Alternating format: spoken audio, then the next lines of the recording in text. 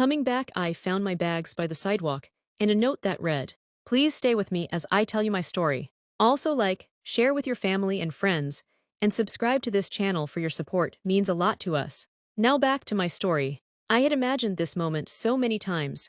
Coming back to the house I had poured my life into, the place I thought I would grow old in, surrounded by family. As the taxi pulled up to the familiar street, my heart beat faster with a mix of excitement and dread.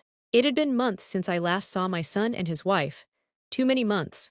I stepped out, clutching my handbag tightly, telling myself this was still home. The yard looked the same, flowers I had planted still lined the walkway, though they were a little overgrown. The curtains I had chosen still hung in the windows, but the silence was unsettling. No one was outside waiting to greet me. I pulled my suitcase toward the steps, each wheel rattling like a warning. Something felt wrong.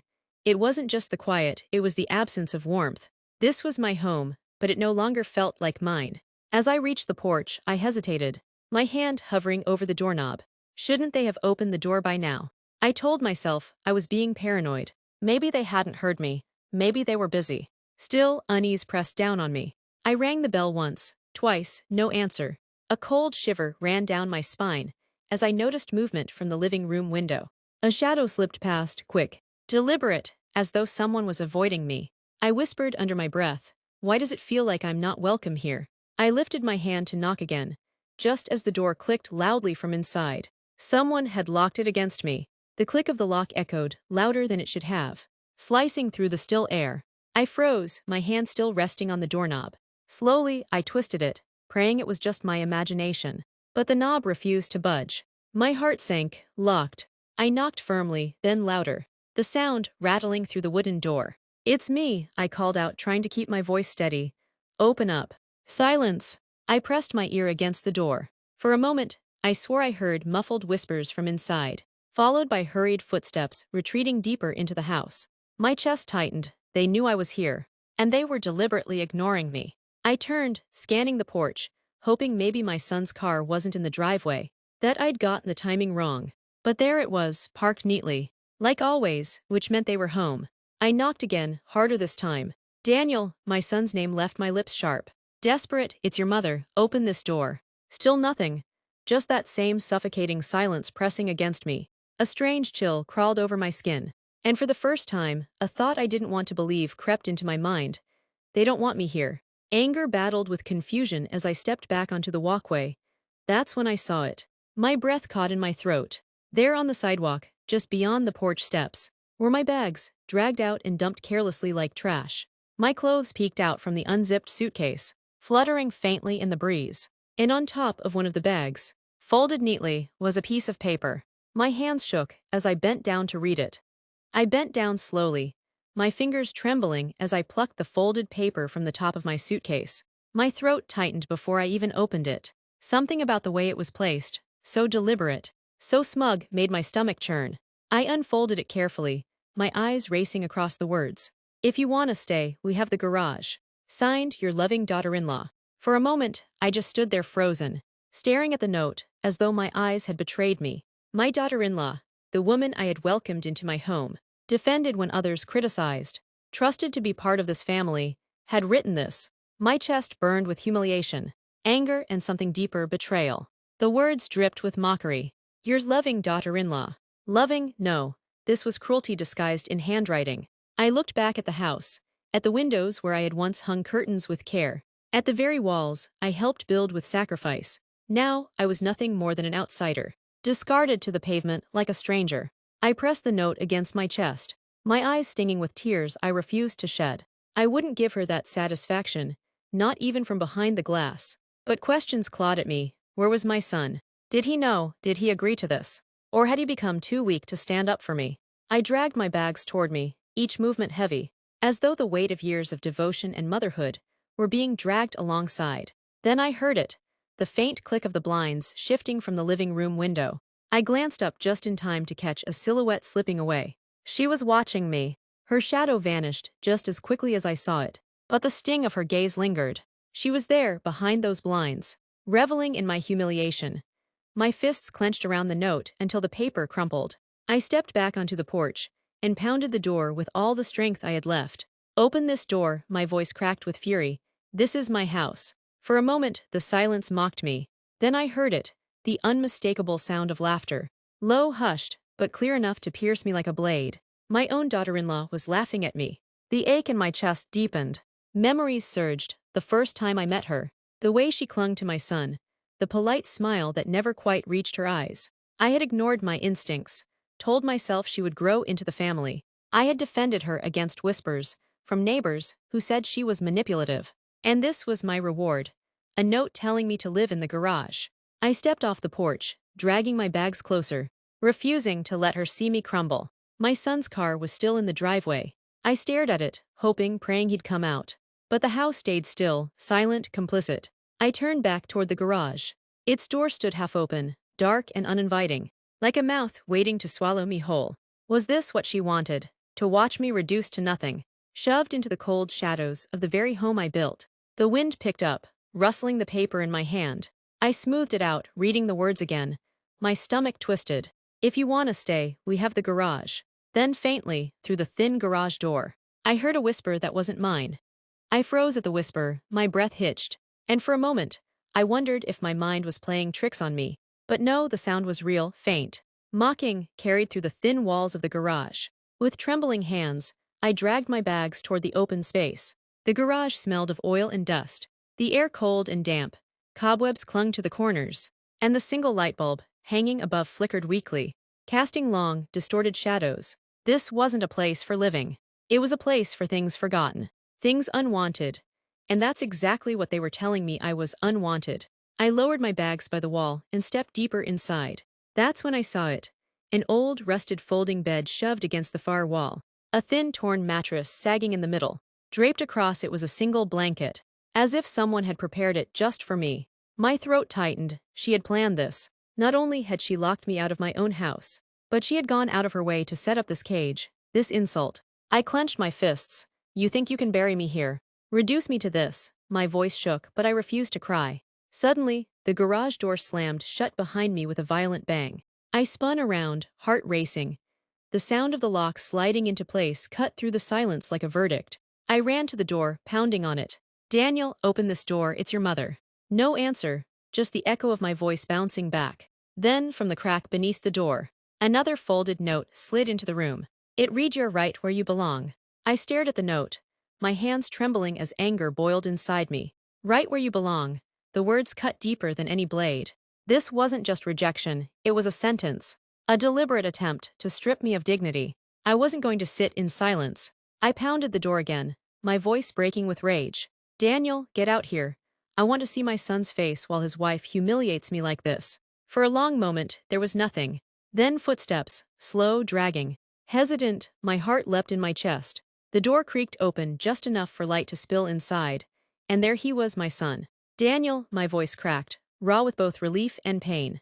Tell me this isn't your doing. Tell me you didn't know. He wouldn't meet my eyes, his shoulders slumped, and he rubbed the back of his neck like a guilty child. That silence, it told me everything. You let her do this to me. My words rose into a cry. I carried you for 9 months, raised you with my own hands, sacrificed everything so you could have a future. And now you stand by while your wife throws me into the garage like I'm nothing. Still no answer, but then she appeared. My daughter-in-law stepped beside him, her arms folded, lips curved into the slightest smile. A smile of triumph. She's not throwing you out, she said sweetly, her voice laced with venom. She's giving you a place to stay. Isn't that right, Daniel? He flinched but nodded weakly. Coward. I felt something in me break. My knees nearly gave way. But I caught myself on the folding bed, clutching the blanket she'd set out for me like a twisted gift. My voice shook, but it carried years of authority, years of motherhood. You think you've won, I said. Eyes locked on hers. But the same roof you're using to mock me will one day turn against you. Mark my words. Her smile widened, unbothered. She leaned closer to whisper, you should have stayed gone. Then she shut the door again, this time, with Daniel helping her lock it. The sound of the lock sliding back into place hit me harder than the cold night air. My son's hands, my own son's hands, had sealed me out. I sank onto the folding bed, the blanket scratching against my skin, my chest hollow. For hours I sat in silence, replaying it all. The way he avoided my eyes. The way she smirked like the house already belonged to her. This wasn't spur-of-the-moment cruelty. No, this was rehearsed, planned. sharpened like a blade, long before I returned. My mind spun back to small signs I'd ignored. The phone calls that grew shorter. The sudden excuses whenever I suggested visiting. The way my son's tone changed when she was around. And now the truth bared itself. She had been cutting me out slowly, piece by piece, until I was no one. As the night deepened, I heard them. Muffled voices from inside the house. At first, I thought it was the hum of the television. But no, it was them, speaking in hushed tones, believing I couldn't hear. "She'll leave," my daughter-in-law whispered. Her words sharp and confident. "She has nowhere else to go. The humiliation will drive her out." "And if she doesn't?" my son asked, his voice small, hesitant. "Then we'll make her." My heart dropped. Make me. My own son sounded afraid of her. Afraid and controlled. I pressed my hand to my mouth to keep from crying out. But my tears slipped freely. Then, as if to drive the knife deeper, the door to the house creaked open. I rushed to the crack of the garage, pressing my ear against it.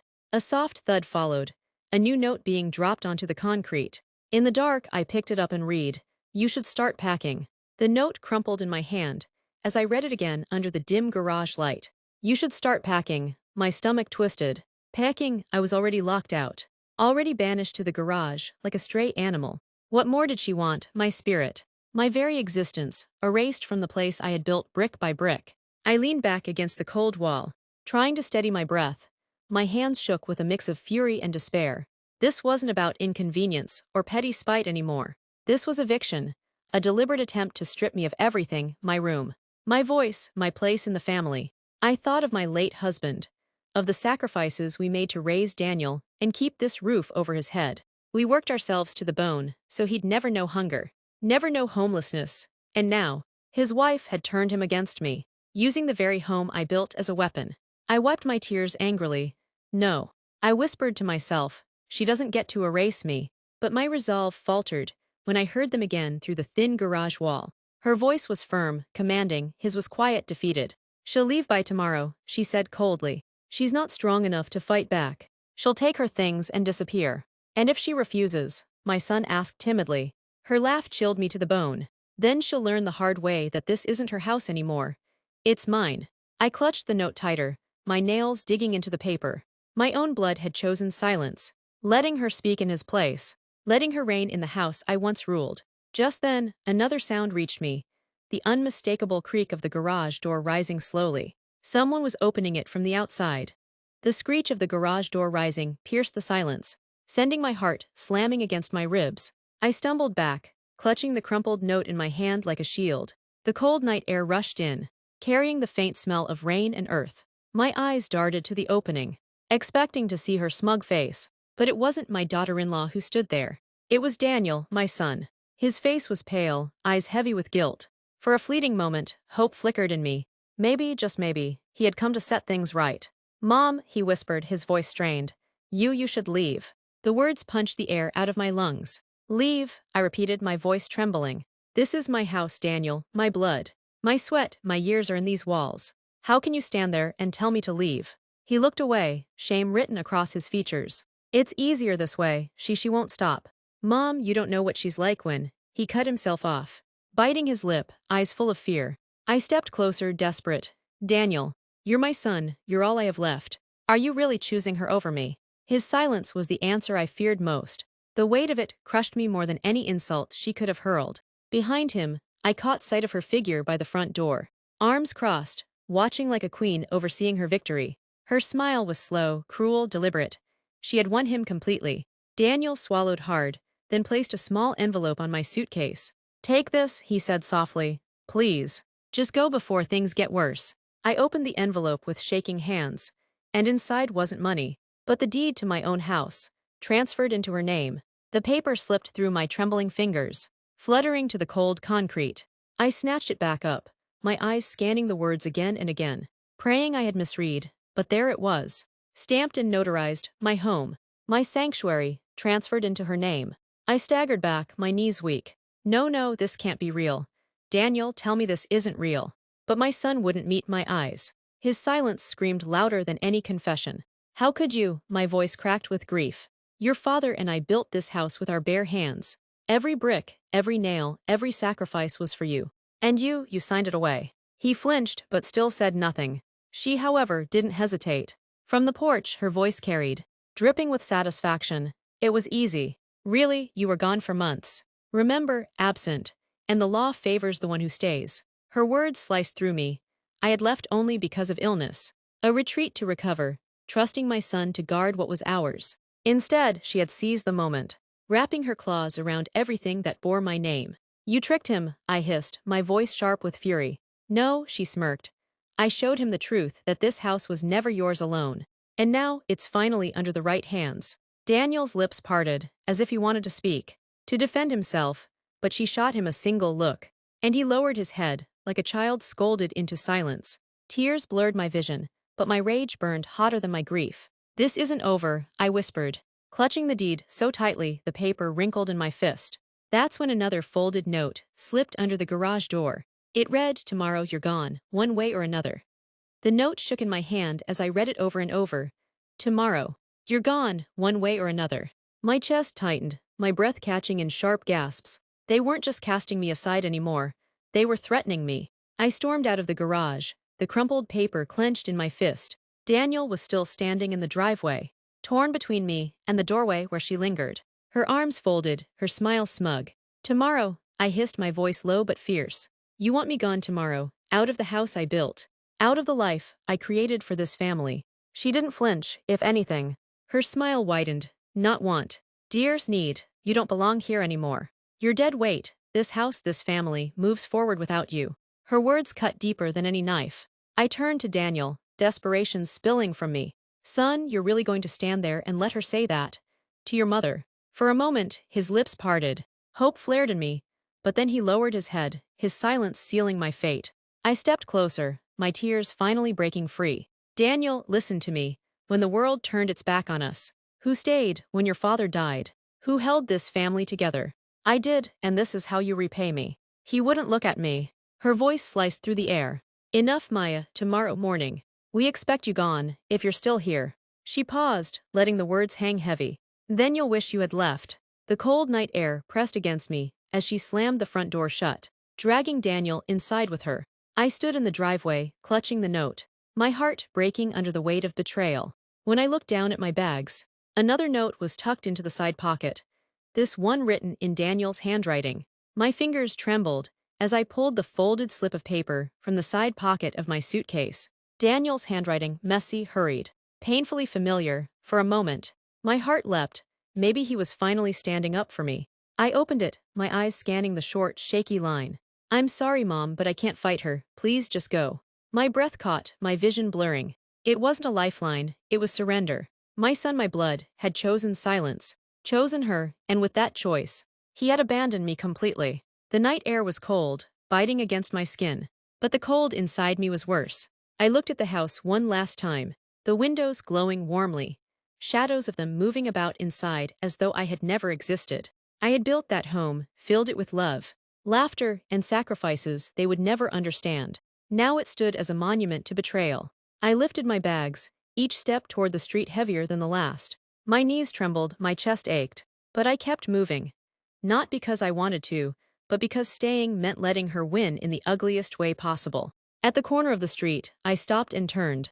My voice was just a whisper, but it carried every ounce of strength I had left. This may be your house now, I said softly, eyes fixed on the glowing windows. But the truth always finds its way home. The wind carried my words away as I walked into the night, leaving behind the house, the betrayal, and the family I no longer recognized. I had lost my home, but not my dignity. And one day, they would answer for what they had done. Thank you for watching till the end. Don't forget to like, share with your family and friends, and subscribe to this channel for more stories.